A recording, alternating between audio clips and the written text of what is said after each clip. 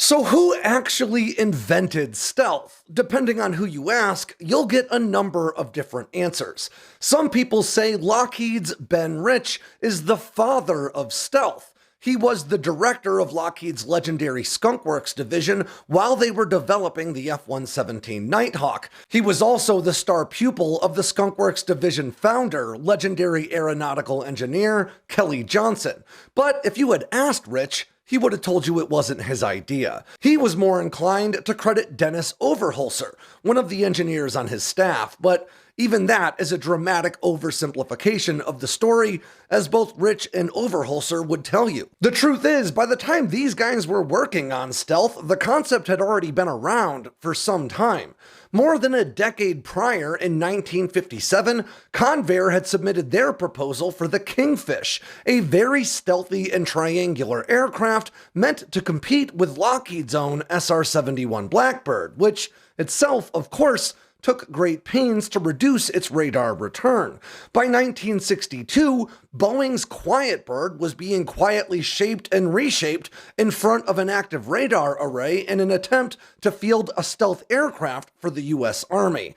But more often than not, you'll hear people credit a Soviet mathematician and physicist named Pyotr Ufimtsev with the real breakthrough that brought stealth to be. And while that's not exactly true, Ufimtsev does deserve a great deal of credit. In 1962, Ufimtsev published his book, Method of Edge Waves in Physical Theory of Diffraction in the Soviet Union, and it went largely ignored by his own nation. But by the early 1970s, the US Air Force's Foreign Technologies Division had gotten their hands on it. They published a translation of that paper in 1971 that very quickly found its way into the hands of Dennis Overholser. Now, Ufimtsev's work was not specifically oriented toward making an aircraft stealth, but it did discuss at length how electromagnetic energy might reflect off of flat surfaces. Overholser described Ufimtsev's work as so obtuse and impenetrable that only a nerd's nerd would have waded through it.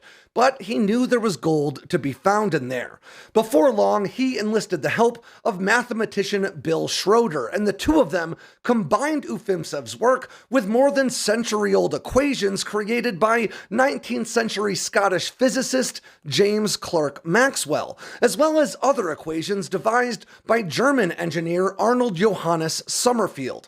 Before long, they had created a computer program, the first ever used to design an aircraft that could accurately calculate the way in which radar waves would deflect off of the angular surface of an aircraft. In short, this gave them the ability to design an aircraft and test its stealth in a computer before actually building it and sticking it in front of a radar array, as all previous efforts had required. Now, this work eventually produced a shape they dubbed the Hopeless Diamond, because there was no way it was ever going to fly. But the Hopeless Diamond led to the Have Blue technology demonstrator, which itself led to the F-117 Nighthawk, and the rest is history. Ultimately, who you choose to credit for the origination of stealth can really vary depending on your perspective. If you ask me, there is no single father, or mother for that matter, for stealth as a technological concept, or even as a technology and practical application. Instead, this is a concept